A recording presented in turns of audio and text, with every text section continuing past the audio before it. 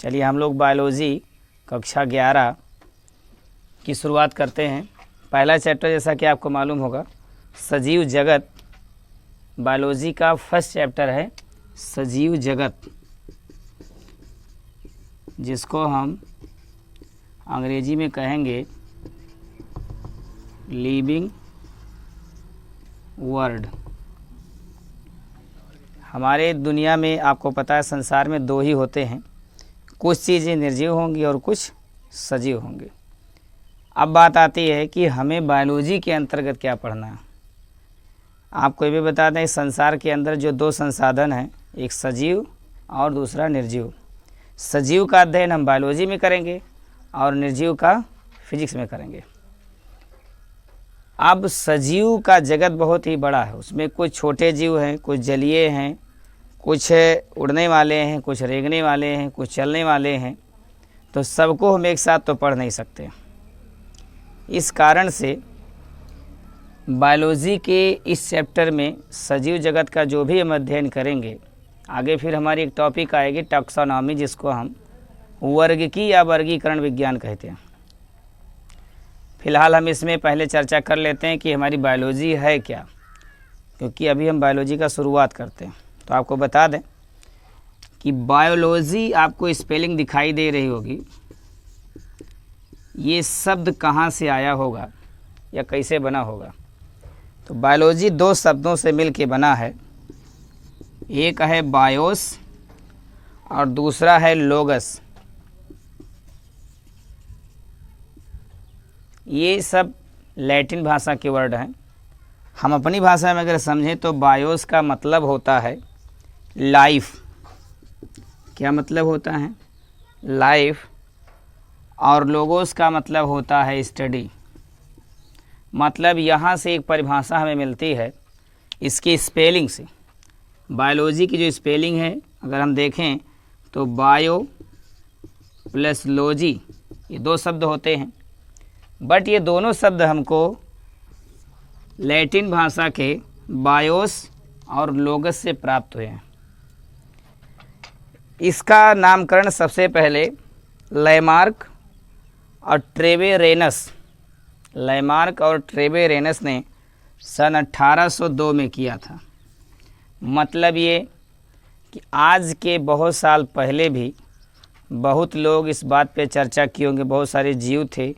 आपको भी बताया जाए कि जितने भी लोग आज तक पैदा हुए इस पृथ्वी पर, वो जब मौजूद हुए तो उनके पहले भी कई पीढ़ियां, कई जीव उत्पन्न थे। ऐसा नहीं है कि कोई व्यक्ति आया तो अकेला आया, उसके पहले कोई नहीं था। जब वो आया होगा तो इधर उधर देखा होगा अपने आसपास, तो बहुत सारे पेड़ पौधे दिखाई दिए, बहुत सारे जीव जंतु दिखाई दिए। फिर उसके एक माइंड में बात आती रही होगी, साइंस की शुरुआत हुई होगी। आपको पता भी है कि फादर ऑफ साइंस गैलीलियो को माना जाता है। और science divide into 3 part, physics, chemistry and bio. Physics का हम फिजिक्स में अध्ययन किए, जैसा कि पहले वीडियो में हम डाल भी चुके हैं। साइंस का पूरा ढांचा आपको बताया भी जा चुका है, सबके फादर्स नेम भी बताए जा चुके हैं। आज हम बायोलॉजी पर चर्चा कर रहे हैं, तो सबसे पहले हमको ये जानना होगा कि बायोलॉजी क्या है, बायोलॉजी शब्द कहाँ से आया, इसके बारे में हमको जानना होगा। अभी अभी मैंने कहा है कि सजीव जगत का अध्ययन हमें करना है पहले चैप्टर या पहले यूनिट के अंतर्गत। तो बायोलॉजी में हमने आपसे कहा कि सजीव जगत का मतलब दुनिया में जितने जीवित लोग हैं। अब जीवित अगर नहीं समझ पा रहे हैं तो सजीव और निर्जीव हम पिछली कक्षाओं में भी पढ़ चुके हैं। सजीव का मतलब होता है कि जो श्वसन करता हो, जिसमें गमन होता हो, जिसमें डाइजेशन होता हो और जिसमें वृद्धि होती हो, ये सारे लक्षण जिसमें व्याप्त होंगे वो सजीव होगा, और ये सारे लक्षण जिसमें नहीं होंगे वो निर्जीव होगा। जैसे अगर हम लकड़ी की बात करें, सूखी लकड़ी की, लकड़ी वो भी है जो पेड़ में है, बट वो सजीव है, निर्जीव नहीं है। क्यों? क्योंकि उसमें भोजन ग्रहण किया जा रहा है, डेवलप भी हो रहा है, श्वसन भी हो रहा है, सारा काम उसमें होता है। जैसा पौधा होता है उस हिसाब से जब पौधा श्वसन करेगा तो कोशिकाएं तो करेंगी ही। लेकिन अगर लकड़ी सूखी है तो ना तो भोजन कर सकती है, प्रकाश संश्लेषण के द्वारा इनमें भोजन होता है, और ना उसमें वृद्धि होगा, ना श्वसन होगा, ना डाइजेशन, कुछ भी होगा नहीं। लेकिन अगर सजीव होगा तो ये सारे लक्षण प्रदर्शित करेगा। तो शुरुआत में मैंने आपको बताया कि बायोलॉजी शब्द जो है ये दो शब्दों से मिलकर बना है, बायोस और लोगस। बायोस का अर्थ होता है लाइफ और लोगस का मतलब होता है स्टडी। यहाँ से एक परिभाषा मुझे मिल गई कि वह विज्ञान या विज्ञान की वह शाखा जिसके अंतर्गत लाइफ मीन्स होता है जीवन और स्टडी माने होता है पढ़ाई करना। आप कहते हैं कि आई स्टडी इन क्लास, जो भी आप बोलते हैं, तो जिसके विज्ञान की वह शाखा जिसमें हम जीवन के बारे में पढ़ते हों। अब किसी का भी जीवन हो सकता है, वायरस का, बैक्टीरिया का, एनिमल्स का, ह्यूमन का, किसी का भी हो सकता है। तो जिसके विज्ञान की शाखा में हम जीवन के बारे में पढ़ाई करते हैं उसे क्या कहा जाता है? बायोलॉजी कहा जाता है। ये कॉन्सेप्ट आपका क्लियर हो चुका। और इस शब्द का अर्थ किसने दिया? ये भी हम सर्वप्रथम प्रयोग किसने किया? लैमार्क और ट्रेबे रेनस ने, दो लोगों ने मिलकर के सन 1802 में ये दो शब्दों का नामकरण किया था। यानी बायोलॉजी शब्द का इस्तेमाल सबसे पहले किसने किया? लैमार्क और ट्रेबे रेनस ने। लैटिन भाषा के बायोस और लोगस से तो बना था, बट जो आज हम पढ़ रहे हैं बायोस और लोगस तो हम पढ़ते नहीं हैं, हम पढ़ते हैं बायोलॉजी। तो हमें ये जानना है कि बायोलॉजी शब्द कहाँ से आया। तो लैमार्क और ट्रेबे रेनस ने, दोनों लोगों ने इसको बायोलॉजी नाम दिया सन 1802 में। और ये कहा कि जिसके बारे में हम लिविंग या लाइफ के बारे में पढ़ते हैं उसे बायोलॉजी कहते हैं। जैसा कि हम परिभाषा भी लिख सकते हैं, आप लोग नोट भी करते चलेंगे, ज़्यादा बेटर होगा। बायोलॉजी का डिफिनेशन लिखेंगे आप तो उसमें लिखना होगा कि विज्ञान की वह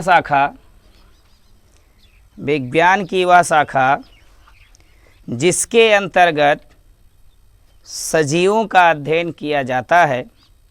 विज्ञान की वह शाखा जिसके अंतर्गत सजीवों का अध्ययन किया जाता है बायोलॉजी कहलाती। एक बार फिर से सुन लीजिए, विज्ञान की वह शाखा जिसके अंतर्गत सजीवों का अध्ययन किया जाता है बायोलॉजी कहलाती। अब बात आई कि बायोलॉजी तो हम जान लिए कि डिफिनेशन क्या होगा, इसे कहते कैसे हैं, बायोलॉजी शब्द कहाँ से मिला, किसने दिया और किस सन में दिया। अब बात आती है कि बायोलॉजी डिवाइड है या सिर्फ बायोलॉजी है। तो हमने अभी भी आपसे कहा है कि संसार में लिविंग ग्रुप अगर हम देखें तो बहुत बड़ा है। एक छोटे से उदाहरण में हम कह सकते हैं, अगर आपको एक कॉपी दे दी जाए कि आप अपने अगल बगल के सारे सजीवों का नाम लिख डालिए, तो शायद 2-3 कॉपी फुल हो जाएगी आपका नाम लिखते लिखते। तो इस तौर पर biology divide into 2 part. 2 part कौन कौन से हैं? जैसे यदि आपको हम कहें कि संसार कितने भागों में डिवाइड है या संसार में कितने प्रकार की चीज़ें, तो आप कहेंगे लिविंग और नॉन लिविंग। तो नॉन लिविंग तो हमको पढ़ना नहीं है बायोलॉजी के अंदर, हमको लिविंग पढ़ना है। अब लिविंग डिवाइड इनटू 2 पार्ट। आप अगर अपने आसपास देखेंगे या पूरी दुनिया में देखेंगे तो आपको 2 ही चीज़ मिलेगी कि लिविंग में या तो वो जानवर होगा और या तो पेड़ पौधा होगा, 2 के अलावा तीसरा कोई नहीं है। अगर ऐसा आपको महसूस होगा तो कमेंट में ज़रूर बताइएगा कि 2 के अलावा तीसरा है सर। सिर्फ 2 है, या तो एनिमल होगा और या तो प्लांट होगा।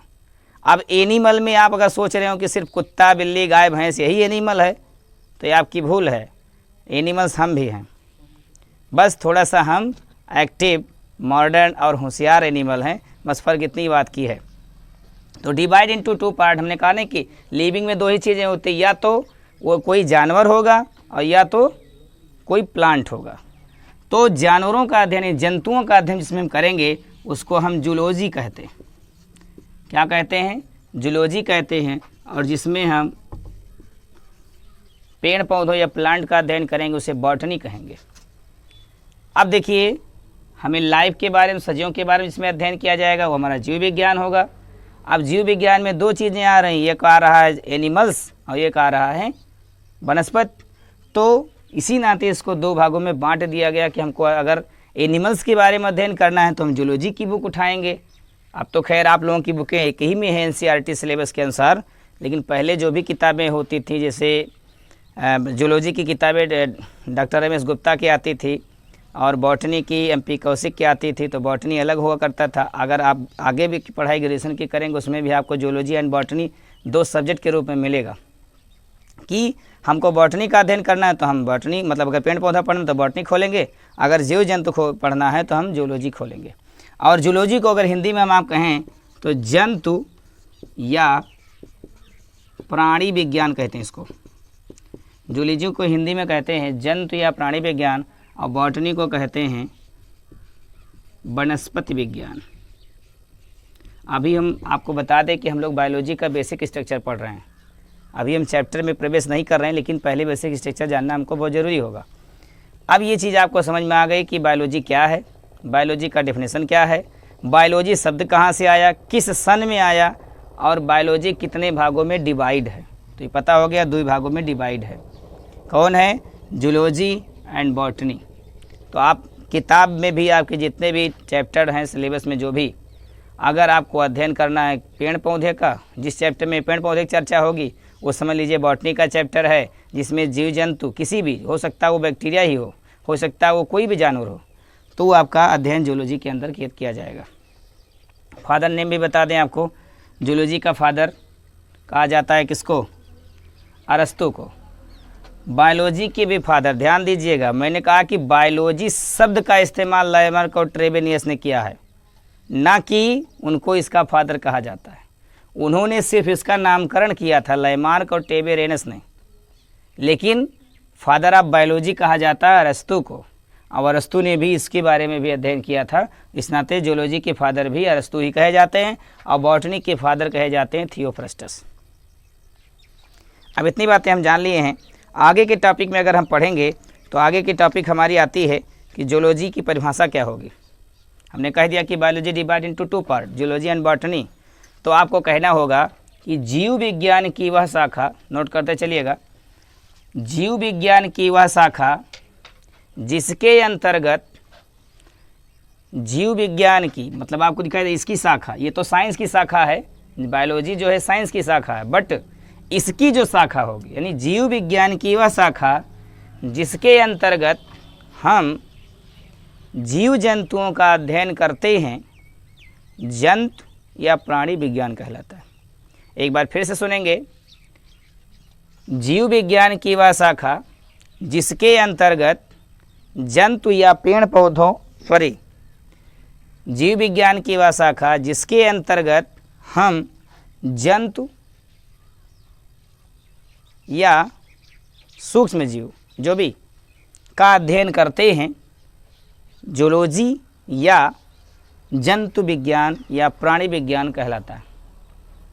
एक बार पुनः रिपीट करते हुए, जीव विज्ञान की वह शाखा जिसके अंतर्गत जीव जंतुओं, मतलब जंतु हो या छोटा जीव हो, कोई भी हो, जीव जंतुओं का अध्ययन किया जाता है, उसे जूलॉजी या जंतु विज्ञान या प्राणी विज्ञान कहते हैं। और फादर ऑफ जूलॉजी होंगे अरस्तु। आइए हम बॉटनी पे बात कर लेते हैं। इसमें भी वही बात कहनी होगी, थोड़ी सी परिभाषा चेंज करना होगा।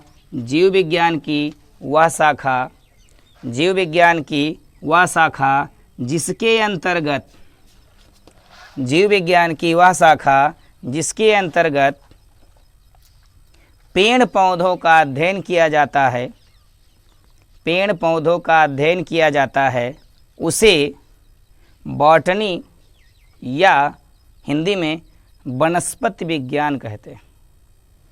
परिभाषा एक बार पुनः रिपीट कर लेते हैं। जीव विज्ञान की वह शाखा जिसके अंतर्गत पेड़ पौधों का अध्ययन किया जाता है, उसे बॉटनी या वनस्पति विज्ञान कहते हैं। अब आपको एक बात हम और बता दें, अभी इसकी परिभाषा हमने जीव और जंतु कहा है, जीव और जंतु कहा है, और इसके परिभाषा में बोलते समय पेड़ और पौधा कहा है, पेड़ और पौधा।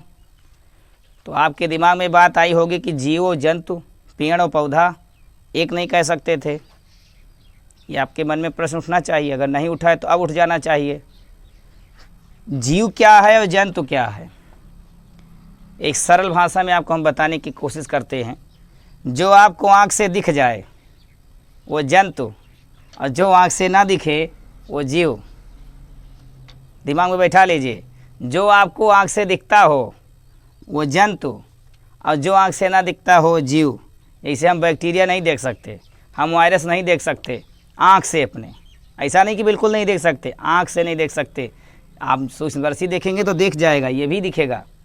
लेकिन ध्यान रहे कि अगर हमको सरल भाषा में जाननी है तो आप जानेंगे कि जो मैं अपनी आँख से देख सकता हूँ, जिस जानवर को या जिस जीव को मैं आँखें से देख सकता हूँ वो जंतु कहलाता है, और जिसे नहीं देख सकते वो जीव कहलाता है।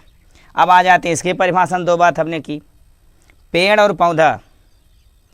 पेड़ आप छोटा हुआ देखेंगे, जैसे अगर गेहूं का जो होता है वो पेड़ नहीं होता, वो पौधा होता है। पेड़ विशालकाय होगा, काष्ठीय होगा, और उसकी लकड़ी का उपयोग हम करते हैं। क्या कभी आपने धान की लकड़ी का उपयोग किया, गेहूं की लकड़ी का उपयोग किया, सरसों के पौधे का किया? तो ये जो 1 वर्षीय 2 वर्षीय या 3 महीने 2 महीने की फसलें, 6 महीने की फसलें होती हैं, तो इनके जितने भी पौधे हैं उनको पौधा कहते हैं, ना कि पेड़ कहते हैं। और अगर आम का बात आएगा तब आप खुद भी आम, जैसे आप तो आज हम समझा रहे हैं आपको, आप आम तौर पे भी कहते हैं कि धान का पौधा, गेहूं का पौधा, ये पौधा बोलते हैं। अब आप जब आम की बात करते हैं तो कहते हैं आम का पेड़। तो आप खुद ही जानते हैं, बस खाली थोड़ा सा हमको रिपीट करना था। आप जानते हैं, ऐसी बात नहीं कि आपको नहीं मालूम पेड़ पौधा क्या है। जब पौधा कहना होता है, सरसों पौधा बोलेंगे आप, सरसों पेड़ नहीं बोलेंगे। रीज़न ये है कि उसकी लकड़ी इस्तेमाल करते कभी नहीं करते। जलाने में हो सकता कर ले जाएं, लेकिन उससे आग भी नहीं होगी, वो जब तक जलेगा तब तक ही लाभ होगा उसका। हमें उम्मीद रहे कि आप समझ भी गए होंगे। आगे फिर हम बात कर लेते हैं। अब ये तो हमारे बायोलॉजी का बेसिक कॉन्सेप्ट था। हम अपने चैप्टर पे आ जाते हैं। चैप्टर में हमें पढ़ना है, एक चीज़ यहाँ आपको हम और बताएंगे जो कि आमतौर बुकों में नहीं मिलता। ये मैं भी जानता हूँ, आप भी जानते हैं कि बायोलॉजी डिवाइड इनटू 2 पार्ट, लेकिन अगर हम मॉडर्न भाषा में बात करें तो divide into 3 part, divide into 3 part. और तीसरा पार्ट क्या है? माइक्रोबायोलॉजी। क्या है? माइक्रोबायोलॉजी, जिसे हम हिंदी में कहेंगे सूक्ष्म विज्ञान। पुरानी डिफिनेशन और पुराने स्ट्रक्चर के मुताबिक 2 ही प्रकार के थे। हमने कहा नहीं कि इसमें जीव जंतु दोनों रख दिया गया। तो बाद के वैज्ञानिकों ने कुछ मत ऐसा रखा कि कुछ अति सूक्ष्म वालों को हम अलग रख देते हैं, बाकी और जो अध्ययन करेंगे तो करेंगे ही। तो माइक्रोबायोलॉजी, और इनके फादर थे 2 वैज्ञानिक का नाम भी बता दे रहे, या 2 का नहीं, इनको फादर जो जाते हैं, माइक्रोबायोलॉजी के फादर जो कहे जाते हैं, एंटोनी, लिख भी लीजिएगा, father of microbiology Antonie van Leeuwenhoek, Antonie on Leeuwenhoek, ये माइक्रोबायोलॉजी के फादर हैं। तो फिलहाल आपको सामान्य तौर पर यही 2 ही जानना है, जूलॉजी एंड बॉटनी। लेकिन हमने आपको बता दिया कि एक पार्ट मॉडर्न बायोलॉजी के संदर्भ में अगर हम बात करते हैं तो बायोलॉजी डिवाइड इनटू 3 पार्ट। कौन कौन? Zoology, botany and microbiology. Microbiology का मतलब उसमें अति सूक्ष्म जीवों का अध्ययन हम करेंगे। इसके अंतर्गत माइक्रो शब्द ही जहाँ जुड़ गया वो जाहिर सी बात है छोटा होगा। अब आप माइक्रोन तो पढ़े हैं, म्यू, यहीं से माइक्रो शब्द इस्तेमाल होता है। और ये अति सूक्ष्म मान है, किसी भी माप का अति सूक्ष्म मान जो होता है उसको माइक्रो में दिखाते हैं या एंगस्ट्रॉम में दिखाते हैं। चलिए आगे हम बात कर लेते हैं। बेसिक स्ट्रक्चर भी हमने जान लिया, ये तीसरा पार्ट जो था ये भी आपने जान लिया। आगे हम बात करते हैं। आप अगर अपने माइंड से खुद सोचेंगे तो आपको पता चलेगा कि एक बार कल्पना करिए कि आज के पहले जब लोग होशियार नहीं रहे होंगे, मतलब अरस्तु के पहले, फादर ऑफ बायोलॉजी, तो अरस्तु के पहले जो लोग आए होंगे तो कुछ लोग तो अपना जीवन व्यतीत किए होंगे कि हम खाए पिए मस्त रहे, घर पे रहे, कोई दिक्कत नहीं हुई। लेकिन अगर इसके पास थोड़ा खुराफाती दिमाग रहा होगा, उसके दिमाग में आया होगा कि ये क्या है वो क्या है, तो क्या आपको पता है वैज्ञानिक वही बनते हैं जो हर बात में क्यों, कहाँ और कैसे का इस्तेमाल ज़्यादा करते हों, वही वैज्ञानिक लक्षण है। तो वैज्ञानिकों ने सोचा होगा कि दुनिया है, दुनिया बहुत बड़ी रही है, हम जिस एरिया में रहते हैं हो सकता है वहाँ कुछ जीव पाए जाते हो। अरे किसी के एरिया में शेर रहते होंगे, किसी के एरिया में नहीं है, तो वो टीवी में देखता है या फोटो में देखता है, उसके अंदर भय होता है कि शेर होगा वहाँ पे। और ये वैज्ञानिक जो हो रहे होंगे, जैसी बात जिसको खुराफाती दिमाग जिसको मैंने इस्तेमाल किया, इसको नहीं करना चाहिए फ़िलहाल, मतलब उसके दिमाग में जानने की जिज्ञासा रही होगी। वो कई एरिया का भ्रमण किया होगा, घूमा होगा, तो देखा होगा कि इस एरिया में ऐसे जीव जंतु, ऐसे पेड़ पौधे हैं। तो लोग अपने अपने एरिया में रिसर्च किए होंगे, नाम नोट किए होंगे कि हमारे यहाँ इतने प्रकार के जीव रहते हैं, इतने प्रकार के पौधे रहते हैं। फिर सब लोगों की एक बार मीटिंग हुई होगी, कहीं मुलाकात हुई होगी, सब लोगों ने अपने अपने एरिया का, जिस प्रकार आजकल राजनीति होती है कि हर विधायक अपने अपने एरिया की समस्या ले जा कर के मुख्यमंत्री को बताता है, उसी तरीके से तमाम वैज्ञानिकों अपने अपने एरिया से रिसर्च करके, ढूंढ करके, नाम नोट करके वो इकट्ठा पहुँचे होंगे, और उसके बाद एक किताबों में दर्ज करने की बात जब आई होगी, तो जाहिर सी बात है कि हर एरिया में अगर लिखा गया होगा, हमने कहा आप अपने एरिया में सिर्फ लिखें तो एक कापी तैयार कर देंगे आप। तो इतनी बड़ी दुनिया है, बहुत से लोग बहुत सारा नाम लिखे होंगे, तो एक कापी में, एक किताब में तो दर्ज नहीं किया जा सकता, एक पेज पे दर्ज नहीं किया जा सकता। तो वहाँ ये व्यवस्था बनी होगी कि चलो इसको हम वर्गीकृत करते हैं। वर्गीकृत का मतलब होता है एक समूह समूह में बांट देना। जैसे अगर हम स्कूल में पढ़ते हैं, अगर हमारे विद्यालय में 10,000 बच्चे हैं, तो 10,000 बच्चों को अगर एक साथ हम बैठा दें तो शायद हम पढ़ा नहीं पाएंगे। अब अगर उसी को हम क्लास में डिवाइड कर दें, क्लास 9, क्लास 12, क्लास 11, क्लास 10, तो जाहिर सी बात है 10th वाले 10th में, 9th वाले 9th में बैठेंगे, 12 वाले 12 में बैठेंगे, और हमें जिस क्लास के बच्चे से मुलाकात करनी होगी, पढ़ाना होगा, हम उस क्लास में जाएंगे, ना कि पूरे विद्यालय में घूमेंगे। अब अगर उसी को सिस्टम से ना बांटा जाए तो हम एक एक लड़के के पास कैसे कूद कूद के पढ़ाएंगे। तो वर्गीकरण की आवश्यकता वहाँ पड़ती है जब संख्या ज़्यादा हो जाए। संख्या ज़्यादा हो जाती है, कई बार आपने देखा होगा कि जिस विद्यालय की क्लास में ज़्यादा संख्या हो जाती है, वहाँ 2 सेक्शन हो जाते हैं, लड़कियों का क्लास अलग हो जाता है, लड़कों का अलग हो जाता है। तो मतलब वो एक कैटेगरी वाइज बांट दिया जाता है कि इसमें गर्ल्स, इसमें बॉयज़, या संख्या कम है तो एक साइड पे गर्ल्स, एक साइड में बॉयज़, या नहीं ऐसी व्यवस्था है तो एक ही कमरे में, मतलब वहाँ अलॉट कर दिया कि यहाँ क्लास 9th, मतलब समान सिलेबस वाले बच्चे वहाँ बैठेंगे। उसी तरीके से हमारे बायोलॉजी में है कि इसमें पार्ट बना दिया गया, और पार्ट में कहा गया कि एक पार्ट में समान लक्षण वाले, जैसे वहाँ समान सिलेबस वाले रखे गए ना एक कमरे में, तो यहाँ हमारे यहाँ समान लक्षण वालों को एक साथ रख दिया गया। जैसे आप अभी देख रहे हो कि जो जीव और जंतु हैं वो समान लक्षण है भाई, उसमें वो लोग इधर उधर जा सकते हैं, आ सकते हैं, उसमें गमन होता है, इनमें गमन नहीं होता। तो गमन वालों को एक साथ रख दिया गया, और जिनके साथ गमन नहीं होता वो लोग इसमें हैं। तो इसमें कैटेगरी वाइज बांटी गई।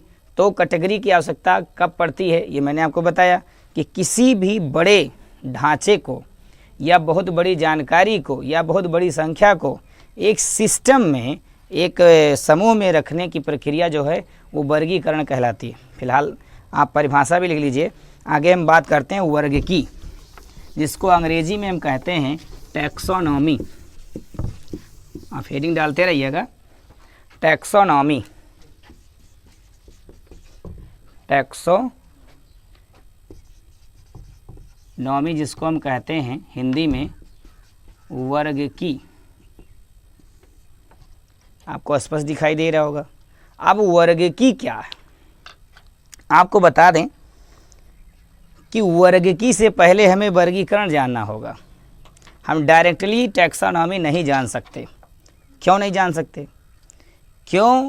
क्योंकि हमने अभी आपको कहा कि लिविंग वर्ल्ड की अगर हम बात करें तो दुनिया में बहुत से जीव हैं, बहुत से जंतु हैं, बहुत से पेड़ हैं, बहुत से पौधे हैं, जिसे हम ना तो एक किताब में रख सकते हैं, ना एक साथ पढ़ सकते हैं। हमने कहा नहीं कि अगर पेड़ पौधा पढ़ना तो हम बॉटनी किताब खोलेंगे, और जीव जंतु पढ़ना तो हम जूलॉजी की दुकान मतलब बुक खोलेंगे। ऐसा नहीं है कि हम सारी किताब एक साथ पलटेंगे। आज हमारे लिए आसानी क्यों हो रही है? इसी नाते हो रही है कि वहाँ वर्गीकरण, आप किताब देखते होंगे तो सबसे पहले इंडेक्स दिया होता है, और दिया रहता है कि कौन सी टॉपिक, कौन सा चैप्टर किस पेज पर है। तो आपके पढ़ने की आसानी के लिए दिया गया कि जैसे आपको कोई चैप्टर पढ़ना है, उसका पेज नंबर खोलेंगे, फट से वो चैप्टर मिल जाएगा, आसानी से आप पढ़ ले जाओगे। चीटिंग करने में भी जल्दी होती है, पता हो जाता है कि हाँ इस पेज पे ये चैप्टर है, तो उससे चीटिंग भी जल्दी हो जाएगी। उसी तरीके से यहाँ क्या है कि जो भी लिविंग वर्ल्ड में, कोई कहा कि हमारे यहाँ अमीबा पाया जाता है, हमारे यहाँ मछली पाई जाती है, हमारे यहाँ मेढक पाया जाता है, किसी ने कहा हमारे यहाँ शेर है, हाथी है, हमारे यहाँ ढेर सारे जंगल है जिसमें बहुत से पेड़ हैं। तो सब लोगों ने लिख के दिया होगा, तो एक व्यवस्था बनी कि चलो पेड़ को अलग रख देते हैं, जीव को अलग रख दिए। अब जीव भी ढेर सारे हैं, तब उनको भी 2-3 भाग में बांट दिया गया। फिर जिसकी जाति की संख्या ज़्यादा हो उसको भी 2-3 भागों में बांट दिया गया, पेड़ पौधों को बांट दिया गया। ऐसे ऐसे बंटवारा हुआ होगा। तो जो बंटवारा हम करते हैं उसे हम वर्गीकरण कहते हैं। क्या कहते हैं? जिसे अंग्रेजी में क्लासिफिकेशन कहते हैं।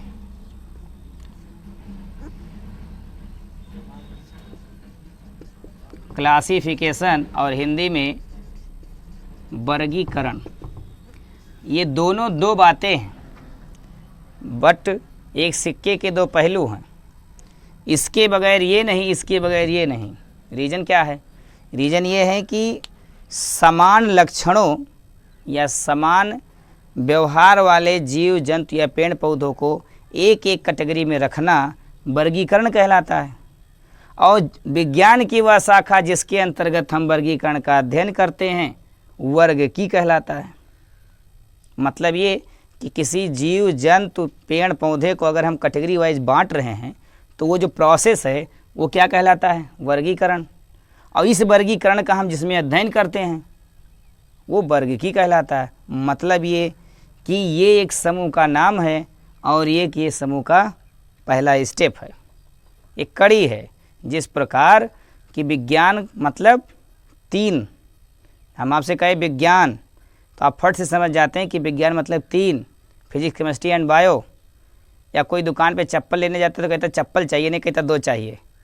दुकान वाला समझ जाता कि दोनों पैर का चाहिए। तो उसी तरीके से यदि हम आपसे वर्गीकरण कहें तो आप सोचेंगे कि किसका वर्गीकरण।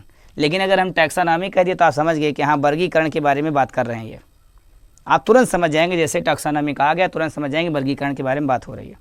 लेकिन अगर हम जीव के संदर्भ में बात कर रहे हैं तो आप कम समझ पाएंगे कि वर्गीकरण के बारे में बात कर रहे हैं। तो परिभाषा आप नोट करते चलिए। सबसे पहले आप वर्गीकरण की परिभाषा लिख लीजिए। सभी सजीवों को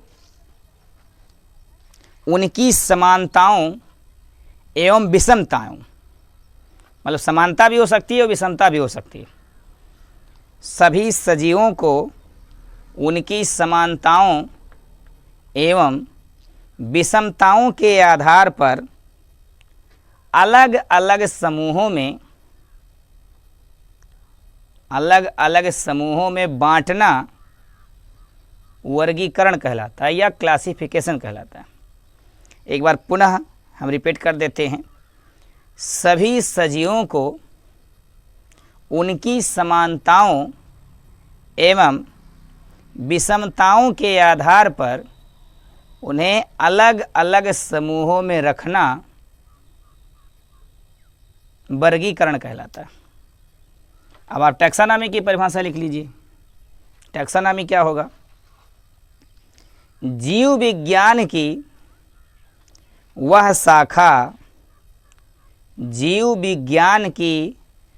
शाखा जिसके अंतर्गत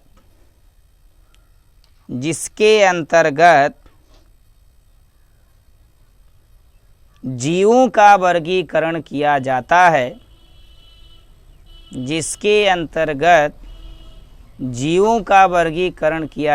है, क्या कहलाता है? वर्ग की या टैक्सोनॉमी कहलाता है। वर्ग की या टैक्सोनॉमी कहलाता है।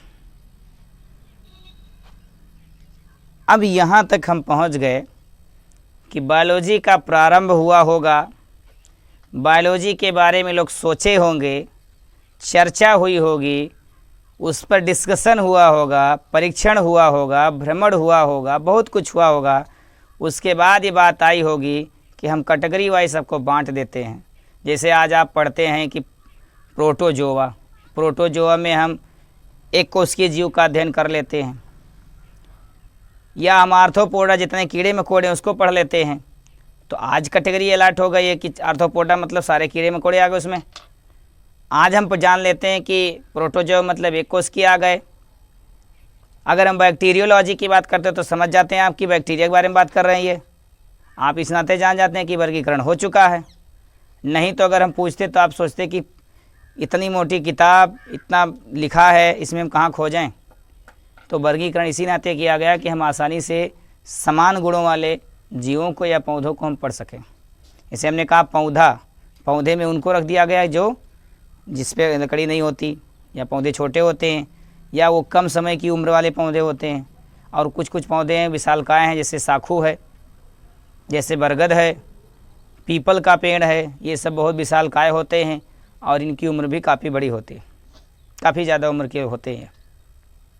वर्गीकरण भी आप उम्मीद करते हैं कि आप समझ गए होंगे। जब वर्गीकरण हो गया तो आपके मन में एक बात आई होनी चाहिए, अगर नहीं आई है तो अब आ जानी चाहिए, कि हम बायोलॉजी जान लें, बायोलॉजी कब शुरुआत हुई, नाम किसने दिया, बायोलॉजी डिवाइड कितने पार्टों में हुआ, फिर उसके बाद फिर किसकी आवश्यकता पड़ी होगी, जब डिवाइड हुआ होगा तो हुआ कैसे, हम जानें इसको कि कौन हिंदुस्तान में कौन अमेरिका में है। अब इसके बाद जब वर्गीकरण भी हो गया कि इसमें चलो हम एक कोशिकीय पढ़ेंगे, इसमें द्विकोशिकीय पढ़ेंगे, इसमें बहुकोशिकीय पढ़ेंगे, इसमें पौधों को पढ़ेंगे, इसमें पेड़ को पढ़ेंगे, ये सारा वर्गीकरण हो गया। हम यानी क्लासरूम बट गया कि कमरा नंबर 1 में क्लास 9th वाले, कमरा नंबर 2 में 10th वाले, कमरा नंबर 3 में 11th वाले, बट गया। अब बात आई रजिस्टर कि जब बच्चे अंदर घुसे तो नाम क्या है, टीचर साहब से पूछता है व्हाट्स योर नेम, तो वहाँ परिचय की बात आती है। जब आप फील्ड में खड़े हुए तो फील्ड में पहला काम क्या आएगा कि इनको अलग अलग पहले किया जाए, अलग अलग कर लिया गया, कमरे में एंट्री हो गई। अब कमरे में एंट्री के बाद अगला काम क्या है, सबका नामकरण करना, मतलब सबकी जानकारी लेना, रजिस्टर में नोट करना, आपका नाम क्या, पापा का नाम क्या, इनका नाम क्या, सबका विवरण तैयार करेंगे। तो सारा काम इसमें भी वही आया। या परिचय ही हम आपसे लेंगे अगर क्लास के अंदर, तो भी नंबर तो पूछेंगे ही। तो अगली टॉपिक आपकी आती है नॉमेनक्लेचर। या आप अगर लिखना भी चाहें, एक चीज़ यहाँ पे छूट रहा था उसको हम बता देते हैं। टैक्सोनॉमी के फादर हैं अरस्तु। टैक्सोनॉमी पुरानी जो एनिसेंट टैक्सोनॉमी थी उसके फादर अरस्तु हैं। और मॉडर्न की अगर हम बात करें तो लीनियस हैं। मॉडर्न टैक्सोनॉमी के फादर लीनियस को कहा जाता है और एनिसेंट वाले को हम अरस्तु के नाम से जानते हैं। आगे हम बात कर लेते हैं। अब वर्गीकरण पढ़ लिए हम लोग, टैक्सोनॉमी पढ़ लिए, तो आपको अगली टॉपिक का अध्ययन करना होगा जीवों का नामकरण। जीवों का नामकरण, जिसको अंग्रेजी में कहेंगे नॉमेनक्लेचर ऑफ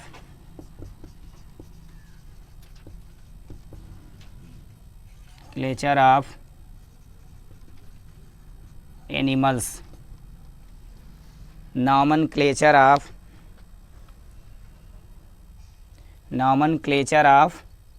एनिमल्स।